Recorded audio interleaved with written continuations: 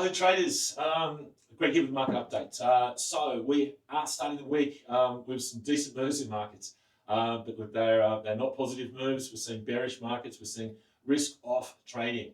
So look, why is this happening? Look, this is what's moving markets really is what happened with the Fed last week.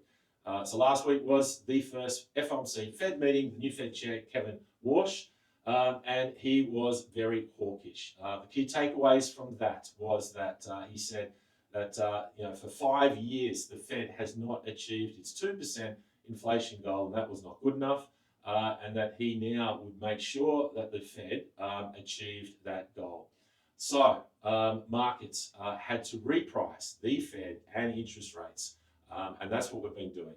So pretty much immediately during Kevin Warsh's speech last week, we saw bond yields spike up. So we saw 2 yields, they are up at 4.2%, 10-year yields spike up, back up to 4.5%. So look, they are at very elevated levels. The Fed funds rate is still down at 3.5%. So market now has priced in that the Fed is going to be raising rates probably 2 times this year. They're looking at September and December. So look, that is the big change in markets, the fact that the market now has got higher bond yields and is pricing in Fed rate hikes. Immediately post that Fed meeting, the markets have moved. We just talked about how the bond yield spiked up. The US dollar, it follows bond yields. US dollar loves it when the Fed's hiking rates. So we have seen a US dollar that has been trending aggressively now. We've seen the dollar index spike back above 100. It's currently at 101.5 almost. That is a 1-year high. The US dollar index, DXY, was trading for a good year. Range trading, a range of 96 to 100, a 4 big figure range. And we hadn't seen any sort of directional move in the US dollar or any sort of decent trading directional moves. But finally, that's happened with that break above 100. So the US dollar is trending again. And technically, when you break a range, the target for that range is the width of the range. So, trading a 4 big figure range. So potentially the targets for dollar index initially is up around about 104. So that is still a long way from current market. So I would not be fading any of these currency moves at the moment. And I'd be respecting, this US dollar trend and the fact that the market is very bullish USD. The one currency we've talked about this before is dollar yen, though. There is issues there. Dollar yen's pushing back up towards those 40-year highs at 162. Recently, this week, the Japanese finance minister has had talks with the US Treasury Secretary Scott Bessent. And no doubt those talks are about the weaker yen and the fact that potentially Japan's, but maybe even asking the US for some help there. So maybe coordinate intervention. But the bottom line is that yes, it is a huge risk for dollar yen, and also it's live, could happen at any time. But one thing I would suggest is maybe they are waiting for maybe dollar yen to break 162, those 40-year highs.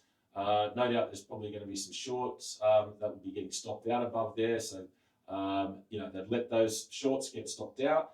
And then also, no doubt there's probably going to be some momentum, new fresh longs being made above those levels. So it would be at those sort of levels above 162, which would be ideal for them then to come in and intervene.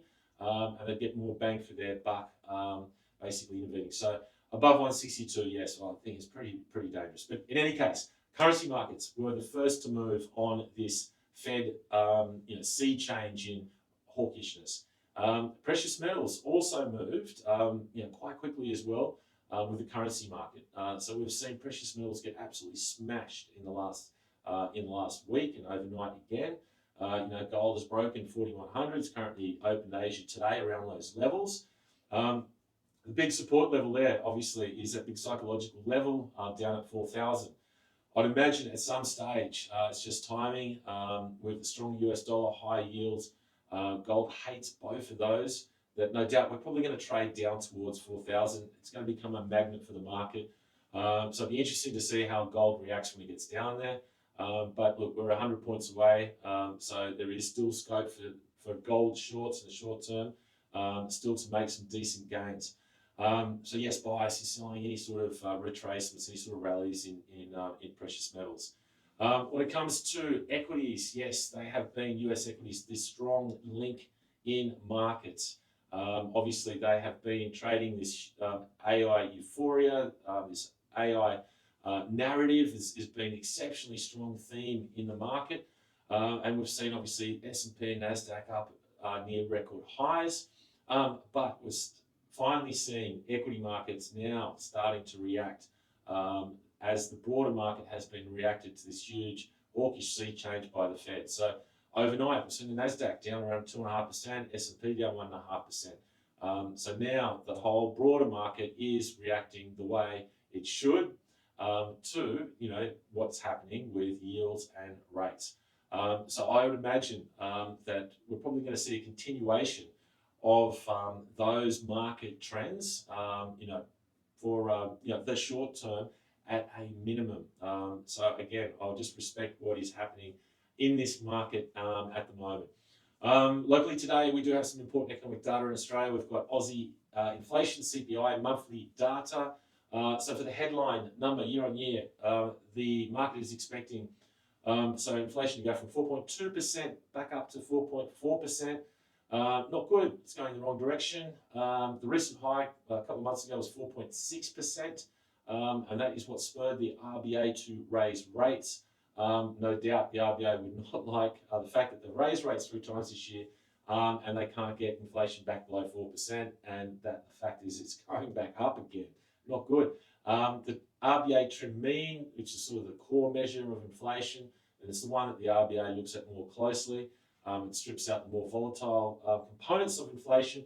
That is also marginally expected to go up from 3.4 to 3.5%. And that is the highest that RBA trim mean has been for a year. So yes, again, going in the wrong direction. So that, I guess, if it comes out on expectations, and certainly the market will not want it to come out above expectations, because it's going to stoke fears that the RBA's job raising rates is not done, and that potentially they can go higher again for another 4th rate hike this year.